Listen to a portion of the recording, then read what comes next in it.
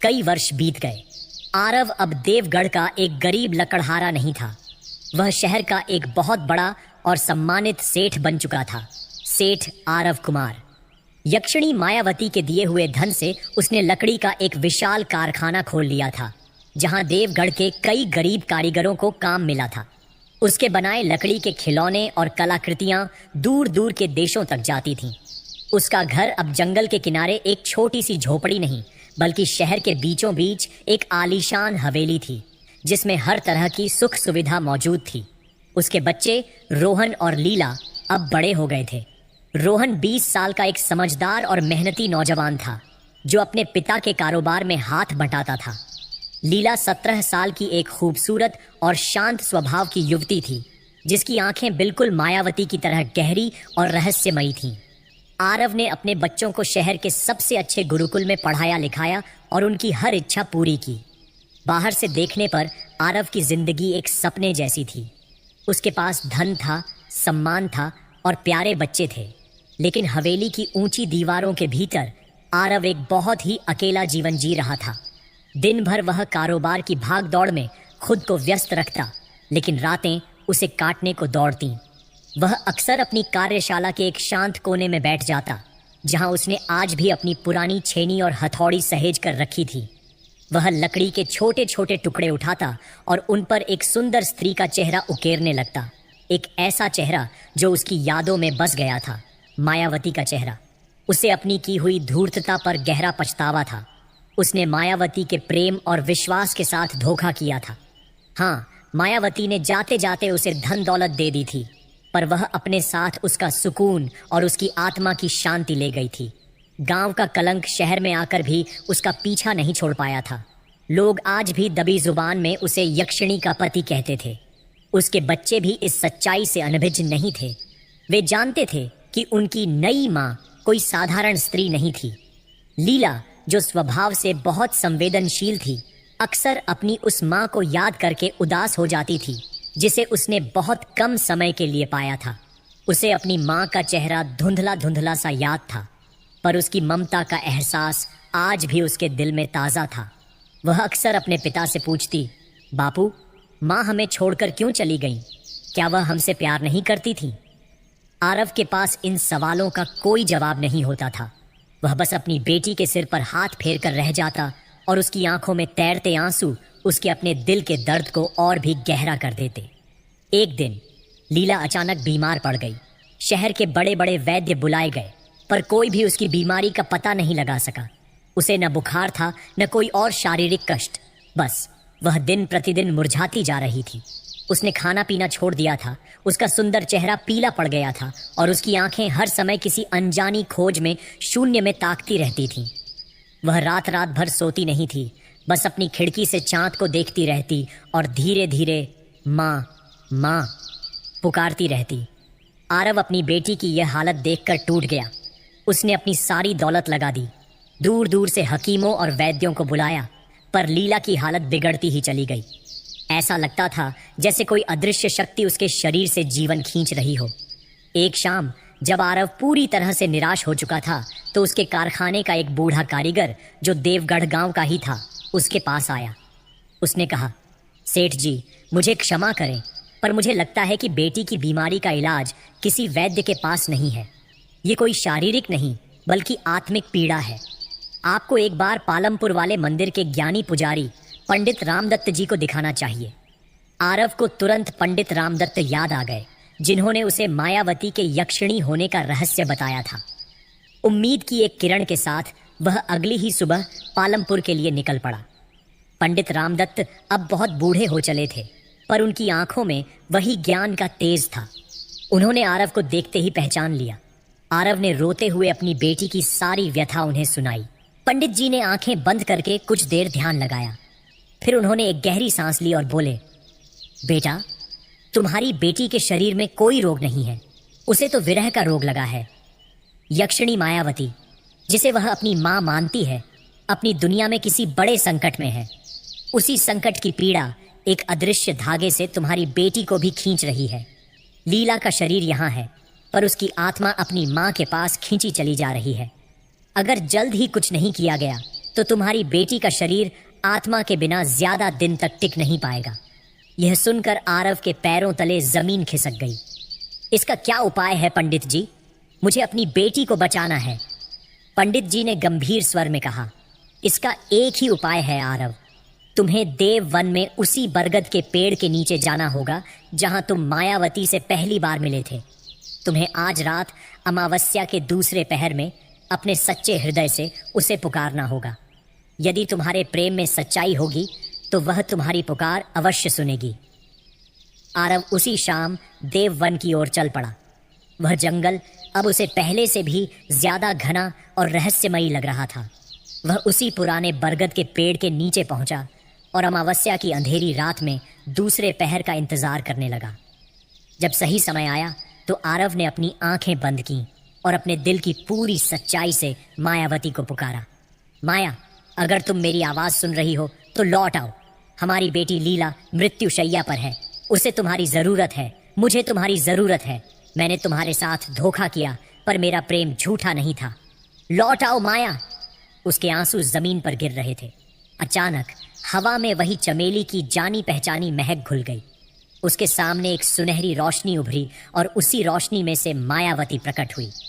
वह आज भी उतनी ही सुंदर थी, पर उसकी आंखों में वह पहले वाली चंचलता नहीं थी।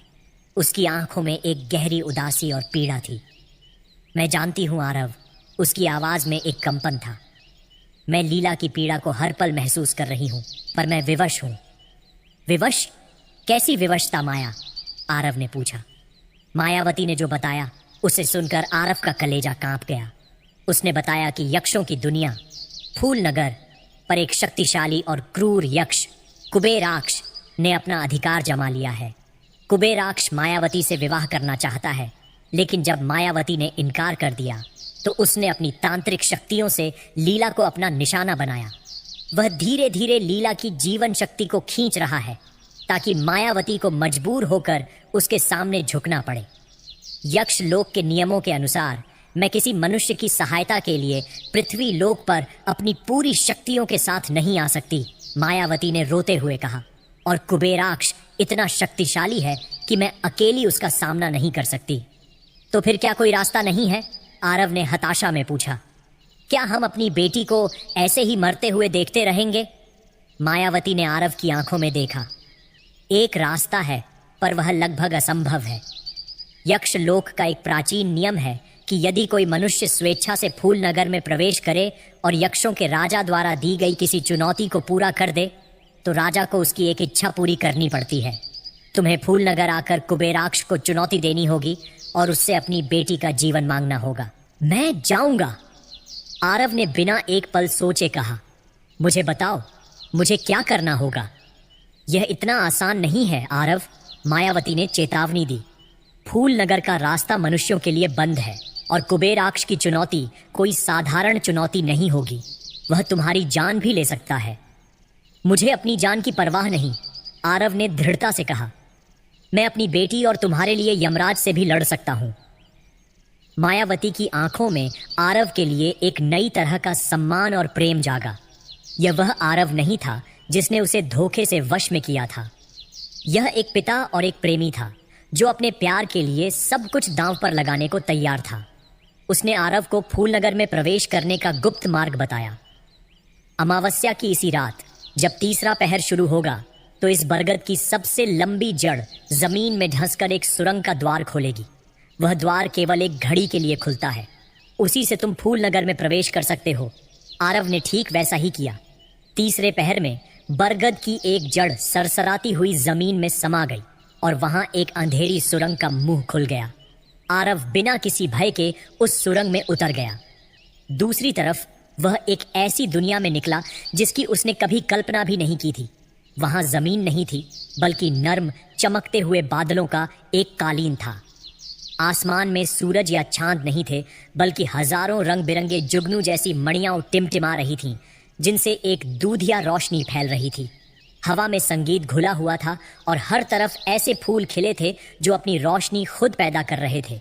सामने ही स्फटिक क्रिस्टल का बना एक विशाल महल था। वही कुबेराक्ष का महल था। आरव सीधा उस महल की ओर बढ़ा।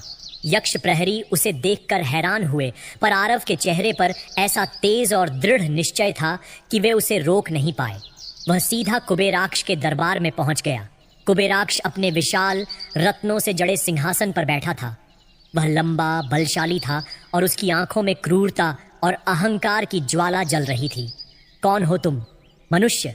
और यक्षों की इस पवित्र भूमि पर पैर रखने का तुम्हारा दुस्साहस कैसे हुआ? वह गरजा।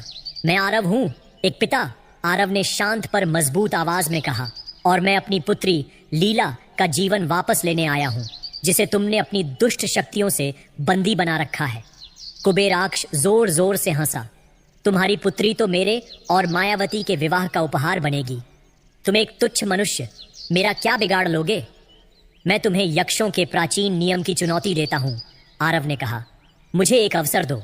यदि मैं तुम्हारी दी हुई चुनौती पूरी कर दूं, तो तुम्हें मेरी बेटी को मुक्त करना होगा।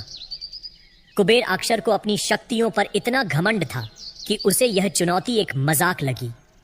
ठीक है मनुष्य, वह बोला, मैं तुम्हें एक अवसर दूंगा।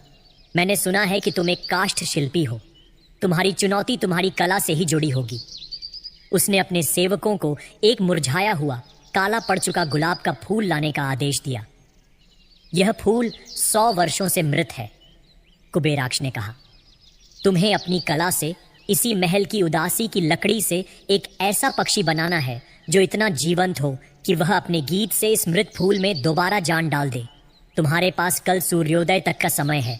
अगर तुम सफल हुए तो तुम्हारी बेटी आजाद, और अगर असफल हुए तो तुम्हारी आत्मा हमेशा के लिए मेरी गुलाम बनकर इसी महल में भटकेगी।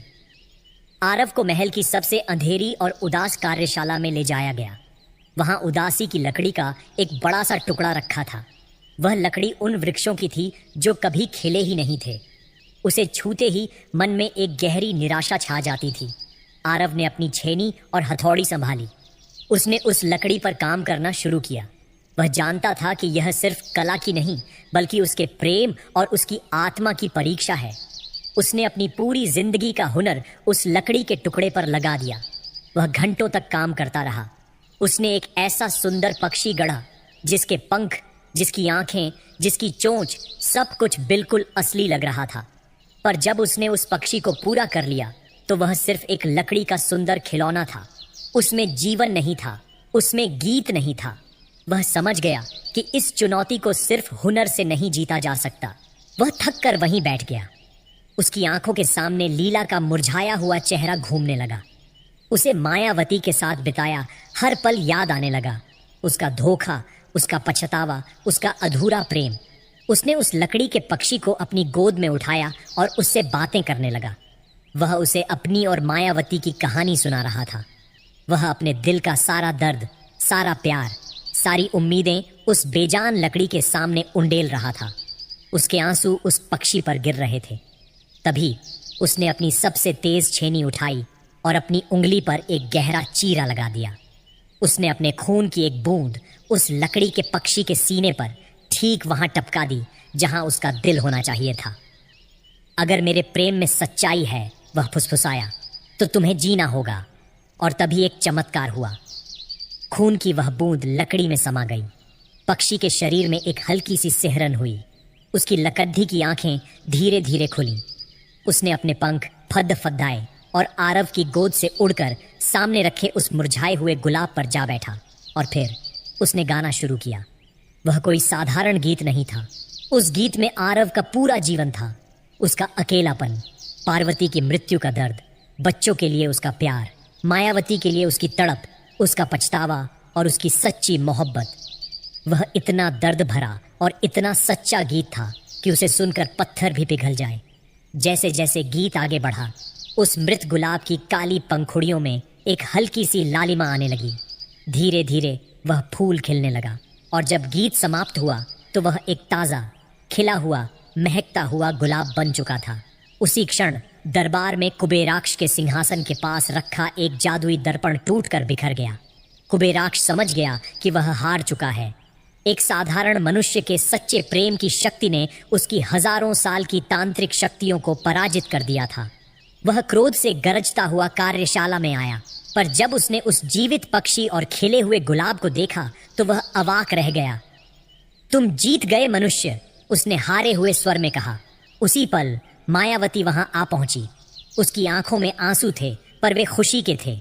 वह दौड़कर आरव के गले लग गई। तुमने कर दिखाया आरव, वह बोली। तुमने हम दोनों को बचा लिया। यक्ष लोक के नियमानुसार कुबेराक्ष को अपना वचन निभाना पड़ा। उसने लीला की जीवन शक्ति को मुक्त कर दिया।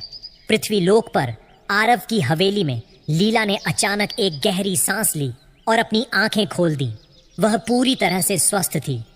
कुबेराक्ष अपनी हार से इतना अपमानित हुआ कि वह अपना सिंहासन त्याग कर कहीं अज्ञातवास में चला गया। यक्षों ने मायावती से फूलनगर की रानी बनने का अनुरोध किया, लेकिन मायावती ने आरव की ओर देखा। मेरी दुनिया तो तुम्हारे साथ है आरव। उसने यक्ष लोक का राजपाट त्याग दिया। उसने अपनी अलौकिक शक्तियों का एक बड़ा हिस्सा भी त्याग दिया, ताकि वह एक साधारण स्त्री की तरह आरव के साथ पृथ्वी लोक पर रह सके। जब वे दोनों देवगढ़ पहुंचे तो पूरा गांव उनके स्वागत के लिए उमड़ पड़ा। रोहन और लीला दौड़कर अपनी मां के गले लग गए। इस बार आरव और मायावती का विवाह पूरे गांव के सामने पूरे रीति रिवाजों के साथ हुआ। ये किसी धोखे या बंधन का नहीं, बल्कि सच्चे प्रेम और सम्मान का विवाह था। आरव ने अपनी अधिकांश दौलत देवगढ़ गांव के विकास में लगा दी। उसका घर अब यक्षिणी का घर नहीं, बल्कि प्रेम मंदिर के नाम से जाना जाने लगा। वह आज भी लकड़ियां तराशता था, पर अब उसकी कला में एक नई गहराई और शांति थी, क्योंकि अब उसका दिल अकेला नहीं था।